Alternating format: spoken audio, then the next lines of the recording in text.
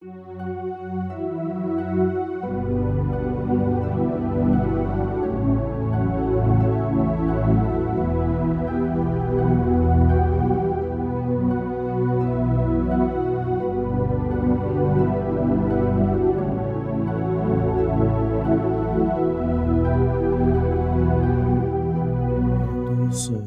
j'espère que vous vous trouvez bien, vous portez bien et que cette vidéo vous trouvera en forme.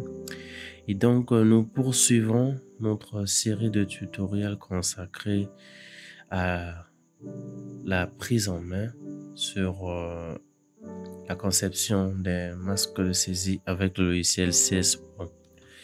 Et donc, la fois dernière, nous avons travaillé jusqu'à aboutir au masque de saisie et à intégrer quelques contrôles nécessaires. Et donc, on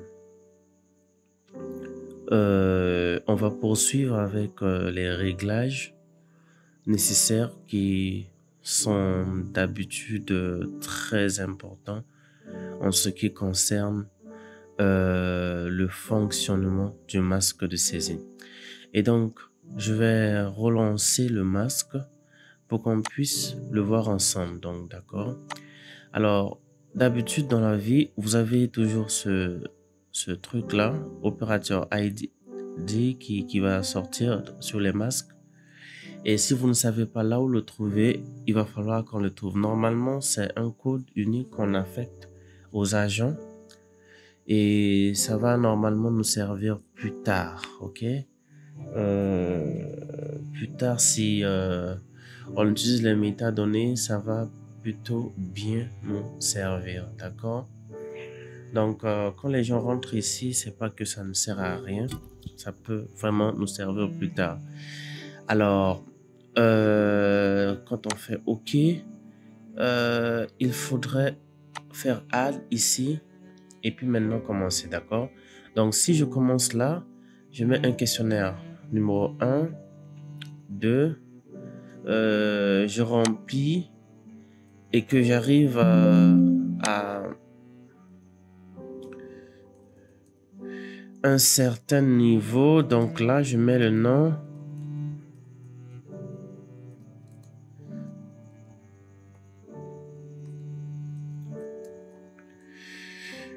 Et si je sais pas trop, pour une raison quelconque, je dois quitter l'appareil de saisie,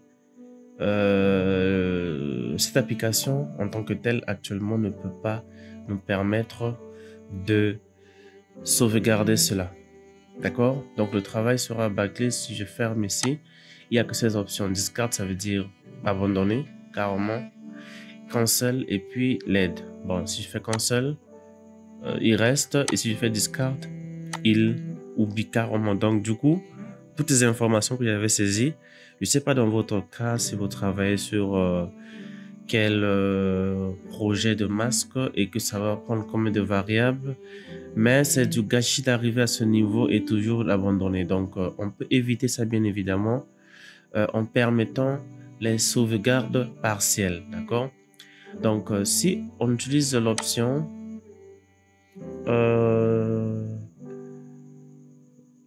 le menu option plutôt, avec la commande data entry, on a toutes ces options. Donc il y a le path type, donc du coup avec le chemin.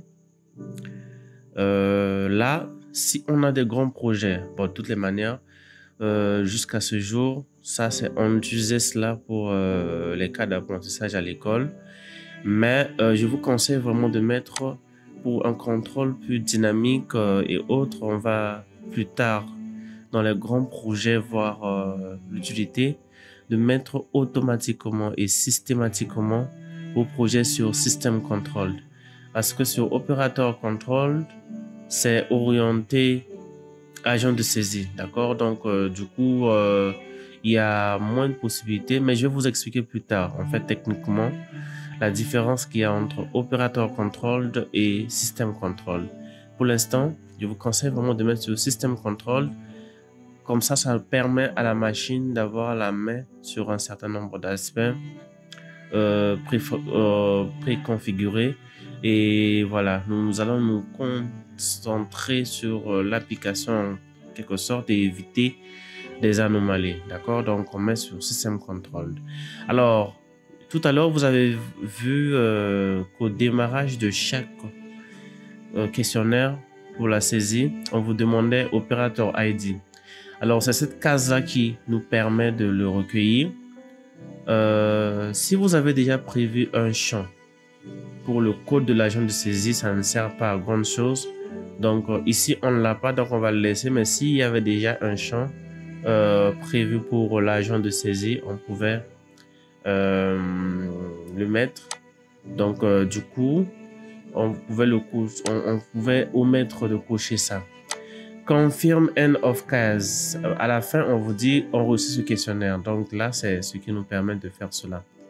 Alors, le cas que on venait tout à l'heure de souligner, c'est allow partial save. Donc, autoriser les sauvegardes partielles. D'accord? Ça va vraiment nous servir plus tard. Ok? C'est ça qui va nous permettre comment dire, de permettre la sauvegarde partielle. Donc, on l'a coché, on va faire OK. D'accord? En enregistrant. CTRL S toujours. Alors, quand on va relancer notre masque, OK.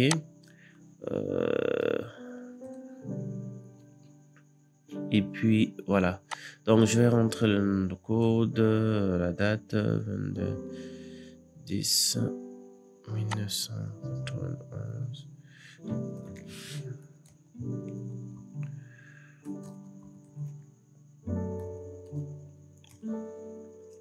Alors, si je veux fermer ici, vous voyez, on a l'option Partial Save, ok, donc qui devient actif. Si j'appuie dessus, on me dit le cas actuel a été enregistré. Donc, du coup, la prévention ici, c'est que je ne vais pas perdre les données à cette étape, d'accord? Je ne vais pas vraiment perdre les données. Et comment dire, si j'ouvre mon masque encore prochainement, donc si je reviens ici et que je lance toujours mon masque, alors on va voir ça, d'accord? Donc on va voir un élément en plus. L'élément en plus, c'est ça. Donc après, on va dire ceci est un questionnaire partiellement enregistré. Voulez-vous repartir à partir de la dernière position générale? Voilà. Donc du coup, le questionnaire va retourner là-bas, d'accord? C'est un peu un truc à prendre vraiment en considération quand vous faites les masques de saisie. Et puis, ça va vraiment être utile aux agents, d'accord? Alors, qu'est-ce que j'avais oublié encore de dire? Donc, pour l'instant, on est sur les masques simples. On va pas vraiment entrer dans les trucs compliqués. Ok. Donc, je prends un exemple. Si on intégrait une variable, la date de saisie, d'accord? Si cette date, et ça c'est la date d'enregistrement, d'accord? Supposons que l'on intègre une variable date de saisie, d'accord? Date de saisie, on peut vraiment le mettre simplement comme ça. On va juste faire insert item, date de saisie. Après, date de saisie, on va mettre Q.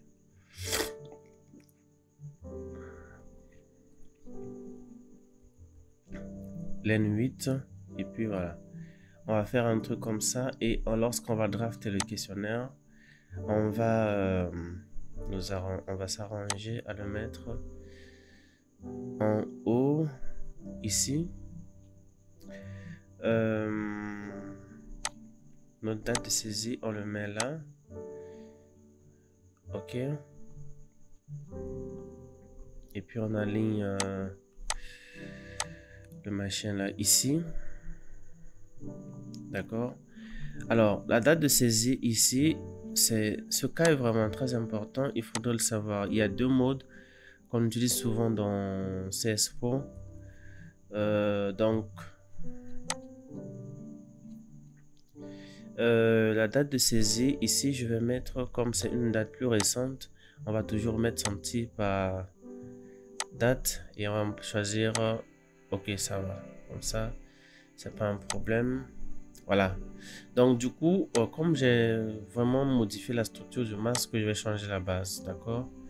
La structure du dictionnaire plutôt, autant pour moi. Donc, je peux mettre database 3. Et puis, d'accord. Donc, aujourd'hui, je vais mettre le 4.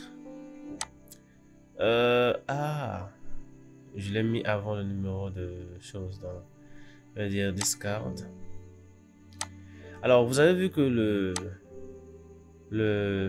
comment dire, le numéro le parcel save ne s'est pas activé. Alors, pour information, le parcel save ne s'active que quand on remplit toutes les variables d'identification. C'est là où au moins on permet la sauvegarde partielle. Donc du coup, je tenais vraiment à vous le dire. Donc on va avancer là. Fiche, je vais prendre fiche 1 et puis je prends la date du jour. La date, je peux prendre peut-être mars, 3 mars 2022. Et puis voilà. Alors je vais faire une sauvegarde partielle de ça. D'accord. Quand je vais revenir plus tard, ok, pour ouvrir ce questionnaire, je ne sais pas dans quel mode. Alors, je vais revenir sur ça. Normalement, on devrait ne plus me permettre. Donc, pour ne plus permettre que la date de saisie soit modifiée, on peut faire un contrôle avec 10 modes. Donc, c'est vraiment important pour la suite. Vous allez le découvrir plus tard. Ça va nous servir cette notion. Donc, on peut mettre sur date un truc avec les 10 modes. Alors donc, si je fais ça, vous allez voir 10 modes function, c'est ça. Ok. Donc, on avait dit que quand on fait le entry, on a 3 modes. Il y a add, il y a modify et puis il y a verify. Ok, donc ces éléments ici. Donc,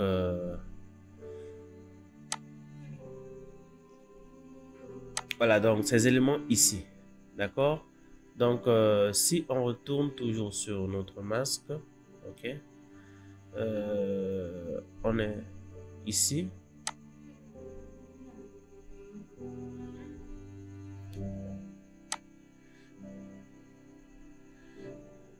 D'accord. Donc là, on va utiliser un 10 mode. D'accord.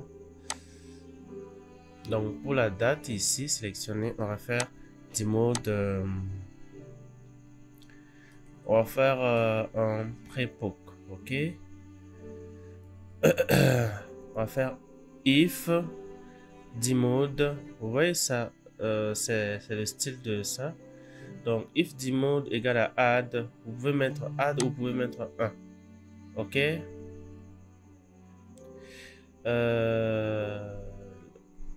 10 mode égale à 1. Donc ça veut dire que si on est en mode donc ici on peut remplir ça directement, donc pour ne pas que la personne puisse, donc je peux juste copier ça. Vous allez voir, je copie ça directement, je mets ici. Donc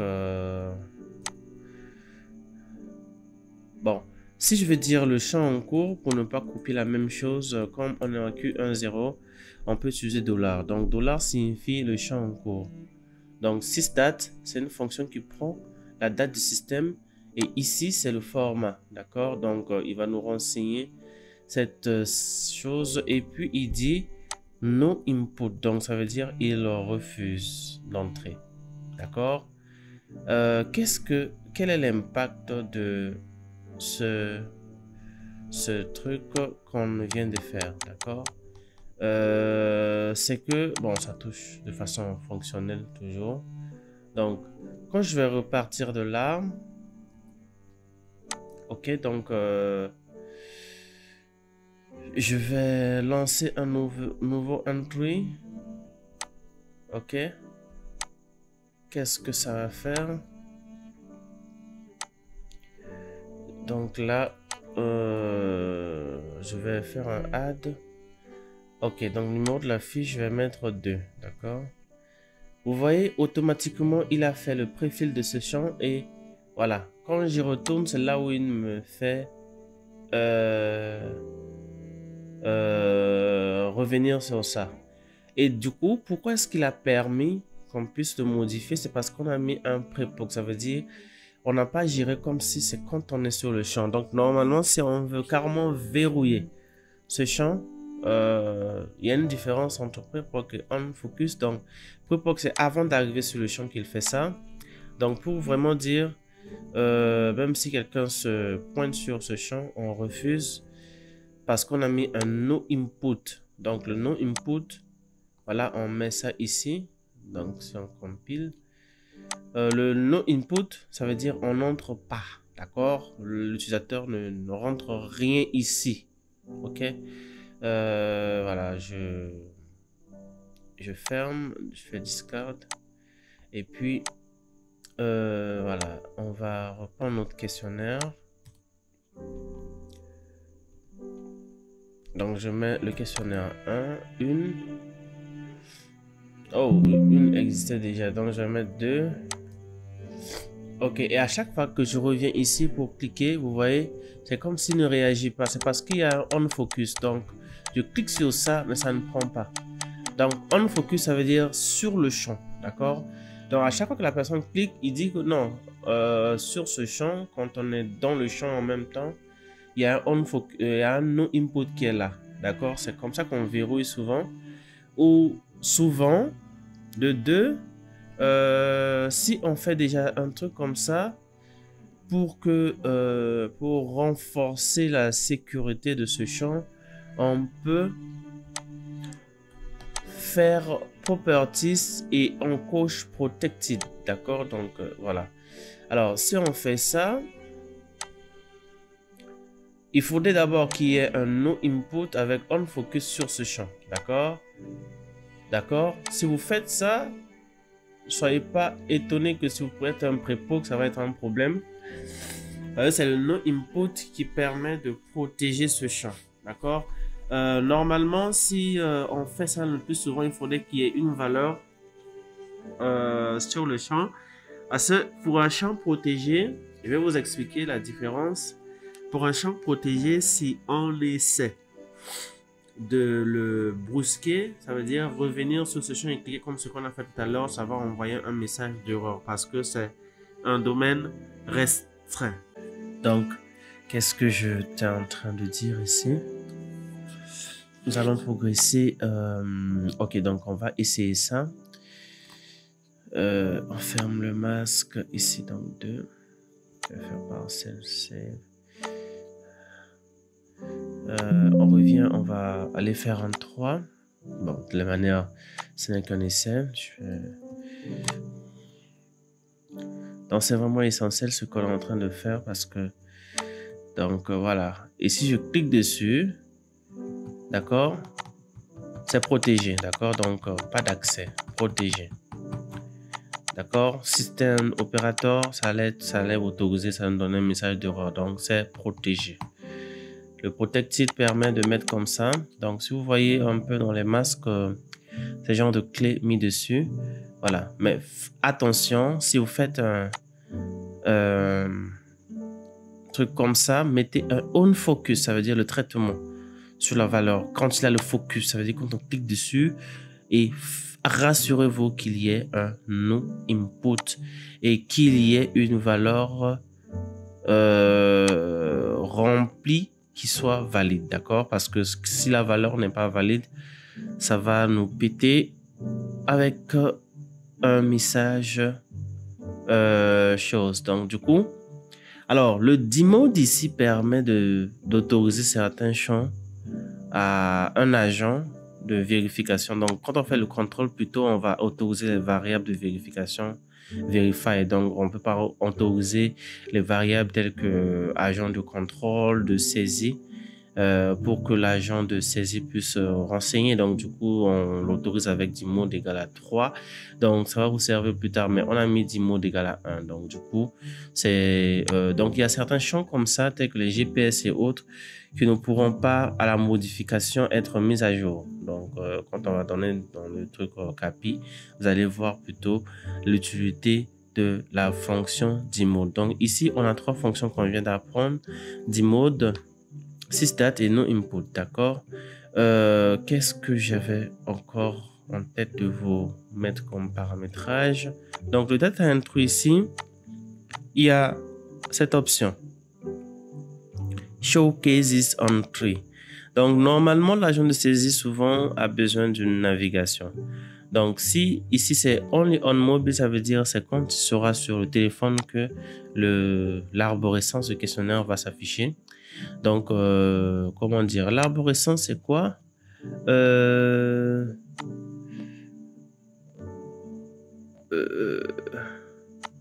Il n'a pas...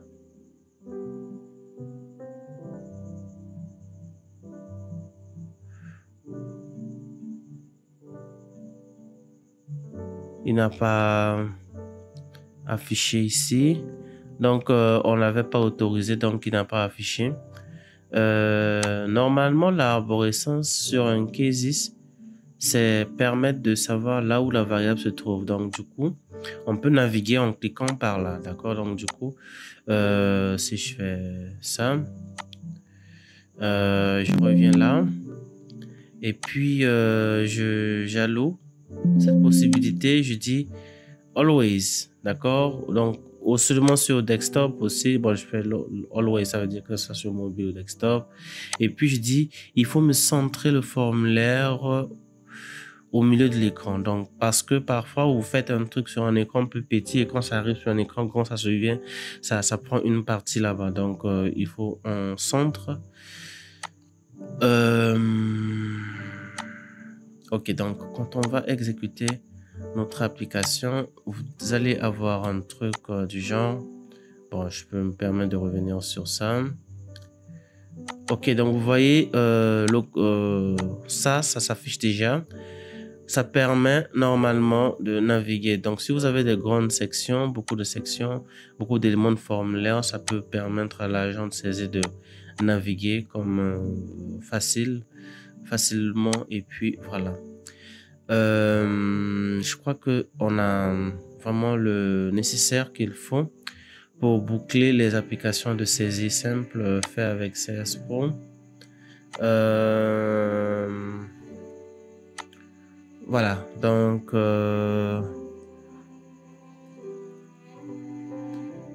on a aussi tous les types de variables qu'on a eu à faire. Oh, la batterie déjà, donc je vais vous laisser. Merci beaucoup. On se retrouve dans la prochaine vidéo.